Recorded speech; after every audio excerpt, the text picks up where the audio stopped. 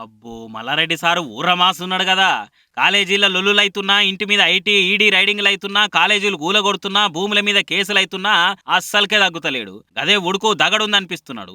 మల్కాజిగిరి నియోజకవర్గ బీఆర్ఎస్ సమీక్ష మీటింగ్ పెడితే ఆ మీటింగ్‌లో మళ్ళోసారి పంచులతోటి ఇరుసుకపడ్డాడు. బీజేపీ, కాంగ్రెస్ కలిసి 75 ఏండ్లు పాలించి సర్వనాశనం చేసిర్రు. తెలంగాణలో బీజేపీ, కాంగ్రెస్ ఎట్లా గెలుస్తారు? అందులో ఒక్కళ్ళకన్నా నా లెక్క ఫేస్ వాల్యూ ఉన్నదా?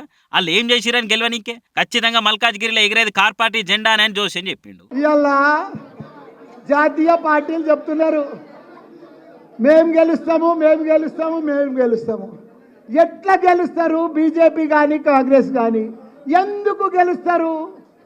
మా కేతక్క కుల్లా చెప్పేసింది, ఎవరికి కూడా ఫేస్ వాల్యూ లేదు. ఏ పార్టీ కూడా బీజేపీ కానీ కాంగ్రెస్ కానీ ఓటు అడిగే హక్కు లేదు వాళ్ళకు. వాళ్ళు ఏమి చేయలేదు.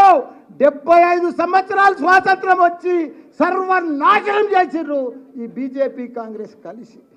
మళ్ళా నాకు ఇట్లా మాట్లాడే మంది కళ్ళలో పడుతున్నవే చూసుకో మరి. నువ్వు ఇంత జోకేదట్టు మాట్లాడుతున్నావు అంటే నువ్వు కూడా రేపో మాపో పార్టీలకి వెళ్ళి గోడ దుంకుడు పక్కా అని మాట్లాడుకుంటున్నారు.